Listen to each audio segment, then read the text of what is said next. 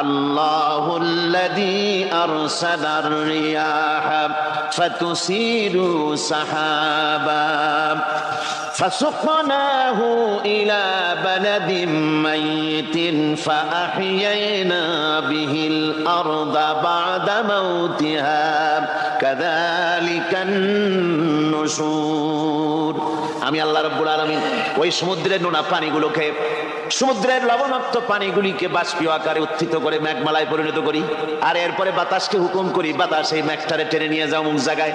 মেঘ চলে এলো, আল্লাহ রাব্বুল আলামিন বলেন মেঘ এবার বিন্দু বিন্দু করে বৃষ্টি বর্ষণ করে দে। আমার হুকুমে ওই পানিগুলি বৃষ্টি হয়ে বিন্দু বিন্দু হয়ে জমিনে পতিত হয়। আল্লাহ বলেন এভাবে করে বৃষ্টির পানি দিয়া মরা জমিনকে জিন্দা করে দিয়া নববধূ গর্ভধারণের যেমন প্রস্তুতি নেয়, বৃষ্টির পানি পায়া মরা জমিন তেমন ফসল ধারণের জন্য প্রস্তুতি নিয়ে নেয়। সুবহানাল্লাহ বিহামদি। এইটা যেভাবে আমি করি কাযালিকান নুশুর, এইভাবে করে তোমাদের কি কিয়ামতের দিন আমি জিন্দা করতে পারবো? কেমনে অস্বীকার করো?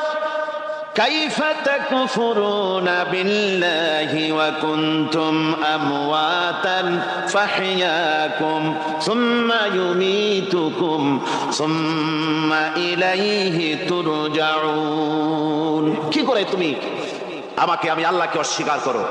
কুনতুম আমওয়াতান, তুমি ছিলে নিষ্প্রাণ, ফাহইয়াকুম, এরপরে আমি তোমাকে জিন্দা করলাম, সুম্মা ইউমীতুকুম, এরপরে তোমাকে আমি মৃত্যু করব, সুম্মা ইউহয়ীকুম, এরপরে তোমাদেরকে আবার আমি জিন্দা করব, সুম্মা ইলাইহি তুরজাউন, এরপরে তোমাদের সকলকেই আমার কাছে ফিরে আসতে হবে। দেখেন না, আমরা যখন মানুষকে কবরে রাখি, কবরে রাখা তারপরে উপরে মাটি দিয়ে কি বলেন আপনারা?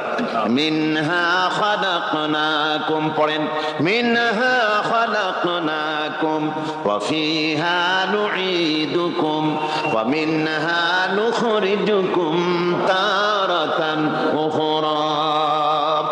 এ বান্দা, এই মাটি দিয়া তোরে তৈরি করা হয়েছিল, এই মাটির ভিতরে রেখে গেলাম, আবার এই মাটি থেকে আল্লাহ রাব্বুল আলামিন তোমারে জিন্দা করবেন।